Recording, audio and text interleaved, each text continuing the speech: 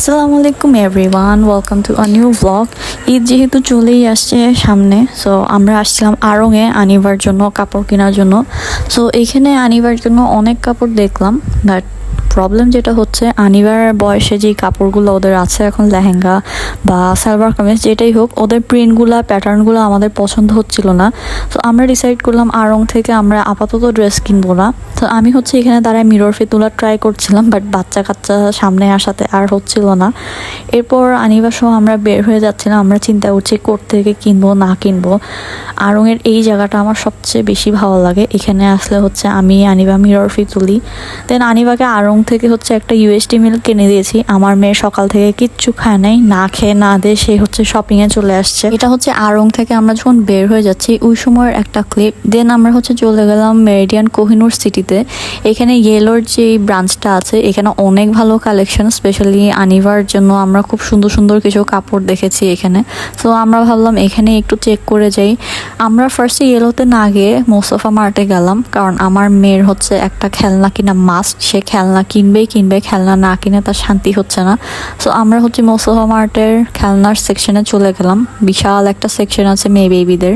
আনিবা এখানে এসেই হচ্ছে কোনটা নিবে চিন্তায় পড়ছে। একবার এই খেলনা দেখে, একবার ওই খেলনা দেখে। আনিবা এটা নিবা, এরকম সেট নিবা, কত সময় বাসি আছে। হ্যাঁ, কি কি আছে এগুলা কাজ করে। যাই হোক, অবশেষে আনিবার জন্য একটা খেলনা কিনলাম। আমি যেটা বললাম ফাইনালি ওইটাই নিয়েছে সে। একটা রেড কালার একটা ক্র্যাব, এটা প্রেস করলে বিভিন্ন টাইপের মিউজিক হয়। কি কি ফাংশন আছে আসলে বাসায় গিয়ে দেখতে হবে। ওদের খেলনাগুলো হচ্ছে ওপেন করার সিস্টেম নাই। সো খেলনা কেনার পর আমার মেয়ের মন যখন মোটামুটি ভালো হয়েছে, এখন হচ্ছে আমরা ডিসাইড করলাম আনিবার ড্রেস দেখতে যাব। সো চলে আসছি ইয়েলোতে বাচ্চাদের সেকশনে। আনিবা আগেই ঢুকে গেছে, এই যে দেখেন মাশাল্লাহ। ওর জন্য আমি একটা ড্রেস নিলাম, এবং মজার বিষয় হচ্ছে সে জানে ট্রায়াল রুম কোন দিকে, দৌড়ায় নিজে ট্রায়াল রুমে চলে গেছে। তো ওর জন্য ড্রেস কেনার পর এরপর আমরা বাসায় চলে যাচ্ছিলাম। বাইরে এত গরম ছিল তখন। বাসায় আসার পর হচ্ছে আনিবা সবার আগে ফার্স্ট কাজ তার দাদাকে তার খেলনা দেখানো। দাদাকে না দেখাইলে তার কোনো শান্তি হয় না। বাসায় যে কোনো জিনিস কিনে আনলে, ইভেন সেটা যদি একটা ছোট ক্লিপও হয়, তারপর সে দৌড়ায় দাদা করে দাদাকে দেখাতে যায়। দেন এটা হচ্ছে রুমে নিয়ে আসছে। এখন ম্যাডাম বিজি এটা খেলনা নিয়ে। কিছুক্ষণ খেলেই হচ্ছে তার আগ্রহ শেষ। এরপর আমার হাজব্যান্ড ওটাকে বক্স করে রাখছিল, সে বলছে ওকে ডক্টর সেট বের করে দেওয়ার জন্য। ডক্টর সেটের উপরে ওর জন্য আপাতত কিছুই নেই। এখন হচ্ছে তার জেলিফিশটাকে নিয়ে ইঞ্জেকশন দিচ্ছে। এদিকে তার খেলনাগুলো অবশ্য পাশে রেখেছে। এখানে হচ্ছে আনিবার ঈদের জন্য ড্রেস কিনেছি মাশাল্লাহ। ইয়েলোতে আসলে আনিবার বয়সী বেবিদের জন্য অনেক সুন্দর সুন্দর কালেকশন আসছে। সো ওখানে একটা ড্রেস দেখার সাথে সাথে পছন্দ হয়ে যায়, ওইটাই নিয়ে নিই। এরপর আমি হচ্ছে এটা একটা মশলা করছিলাম, তেলাপিয়া মাছ ফ্রাই করবো। ওইটা ম্যারিনেট করার জন্য কাঁচামরিচ, ধনিয়া পাতা, জিরা, ধনিয়া সব দিয়ে একটা মশলা রেডি করে দিয়েছি। লাবণ্য হচ্ছে তেলাপিয়া মাছ ফ্রাই করছিল। সো আমি জাস্ট মশলাটা রেডি করে দিয়েছি। উপরে হচ্ছে একটু পেঁয়াজ দিয়ে দিলাম। এটা দিলে হচ্ছে মাছের টেস্টটা একদম ডিফারেন্ট টাইপের হয়, খুবই মজা হয়। পেঁয়াজটা খুব বেশি ভাজাও যাবে না ওভাবে। দেন আনিবাকে দেখেন, সে হচ্ছে চকলেট খাচ্ছে। ওকে আমরা সহজে চকলেট দিই না, বাট এই চকলেটটা আনিবাকে ওর চাচু দিয়েছে, সো স্পেশাল হিসেবে আমি একটু খাইতে দিলাম। এরপর আমি পাস্তা বানাচ্ছিলাম। আমি কিছু বানাবো আর আমার মেয়ে এখানে হাত দিবে না, এটা তো আর পসিবল না। সে হচ্ছে খুব খুশির সাথে পাস্তা দিয়েছে। আমি অবশ্য চুলা বন্ধ করেই আনিবাকে সব কিছু করতে দিই, কারণ রিস্ক তো আর নেওয়া যায় না।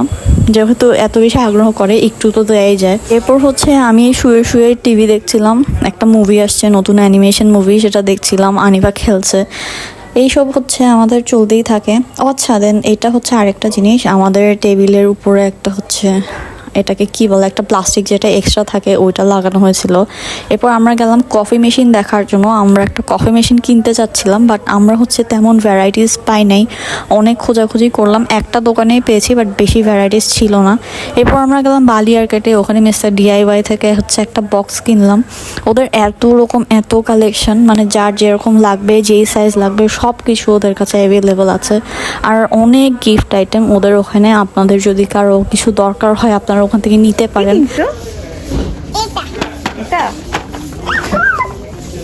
মার্কেটে আসছে আর আমার মেয়ে খেলনা কিনবে না, এটা তো হয় না। খেলনা কেনার সাথে সাথে তার হচ্ছে বাসায় চলে যেতে হবে সেটা খেলার জন্য।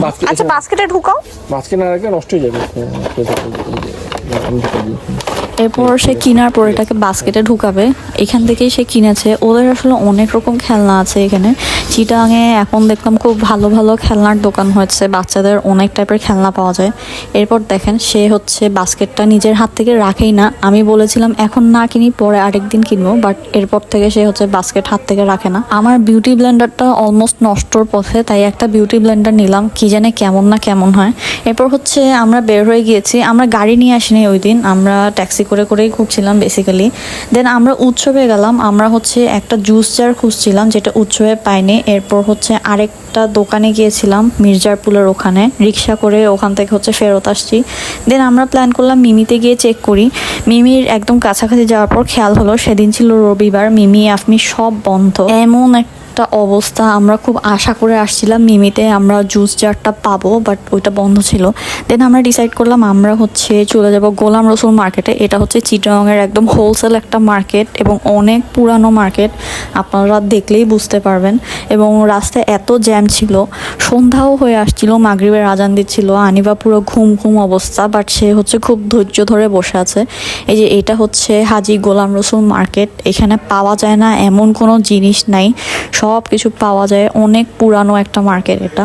এবং এখানে দেখেন বিশাল বিশাল ফ্যান দেওয়া, এত বড় বড় ফ্যান, এগুলো হচ্ছে বাতাস টানে বের করে ওরকম।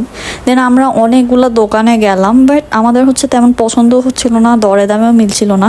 আর দেখেন এখানে ফ্লোরে হচ্ছে একতলা থেকে আরেকতলা দেখা যায়। পরে হচ্ছে আমরা যেহেতু মন মতো খুঁজে পাইনি, আমরা হচ্ছে বাসায় চলে আসছি, কারণ তখন অলমোস্ট রাত 8টা বাজে।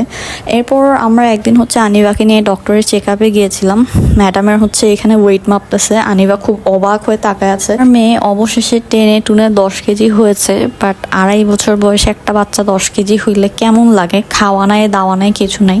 বাট সে খুব অবাক হচ্ছিল ওকে কি করে না করে, এগুলো খুব ভালো করে অবজার্ভ করছিল, কারণ ওর বাসায় যেহেতু একটা ডক্টর সেট আছে, ওর রুগী আছে, ও খেলে, সো ওগুলো হচ্ছে ও করবে বাসায় গিয়ে। এই ছোট্ট এটাতে আনিবার আগে ওজন মাপতো। দেন আমরা হচ্ছে বসেছিলাম ওয়েটিংয়ে। আরেকটা বেবিকে দেখেন কি অবস্থা, এখানে বাচ্চাদের অবস্থা দেখলে না মানে মন খারাপ থাকলেও মন ভালো হয়ে যায় এমন অবস্থা। দেন আমরা হচ্ছে ক্যান্টিনে যাচ্ছিলাম, বাট ইম্পেরিয়ালের ক্যান্টিনের এত বাজে অবস্থা, কোনো কিছু না খেয়ে আমরা হচ্ছে বের হয়ে যাচ্ছি হসপিটাল থেকে। এদিকে আনিবা হচ্ছে তার পাপার কোলে, পাপা ড্রাইভ করবে, সে কোলে বসে থাকবে। মাঝে মাঝে আমার মেয়ে হচ্ছে এই জিনিসটা করে। সো এই হচ্ছে অবস্থা। দেন আমরা হচ্ছে ডিসাইড করলাম আনিবা যেহেতু সকাল থেকে কিছু খাইনি, ক্যান্টিনেও কিছু পাইনি, আমরা হচ্ছে বাস্কেটে গেলাম। বাস্কেটে গিয়েও হচ্ছে আমরা জুস জার দেখছিলাম, উপরে কিছু ছিল, বাট প্রচণ্ড বেশি বেশি পরিমাণে দাম বলছিল। দেন আমরা হচ্ছে মোমোস খেয়েছিলাম স্বপ্নতে একদিন। আনিবা হচ্ছে লাইফের ফার্স্ট টাইম কোকো ক্রাঞ্চ কিনেছে। কেমন আনিবা? ওকে গাড়িতেই খুলে দিয়েছি। আমরা হচ্ছে আম্মুকে অফিস থেকে আনতে যাচ্ছিলাম। আনিবা যে এক্সাইটেড হয়ে এটা কিনলো, এরপর সেই হিসেবে হচ্ছে এটা খাচ্ছিল না। আমি একটা হচ্ছে আড়ঙের চকলেট মিল্ক নিয়েছিলাম খাওয়ার জন্য, কারণ আমরা হচ্ছে সন্ধ্যায় আর কিছু খাইনি, আম্মুকে ডিরেক্ট অফিস থেকে নিতে চলে যাচ্ছিলাম। সো এই তো ব্লগ এখানেই শেষ করে দিচ্ছি। এতক্ষণ পাশে থাকার জন্য থ্যাংক ইউ সো মাচ। আমাকে কমেন্টে অবশ্যই জানাবেন আমার ভিডিও আপনাদের কেমন লেগেছে, আর আমার চ্যানেলটা অবশ্যই সাবস্ক্রাইব করে ফেলবেন।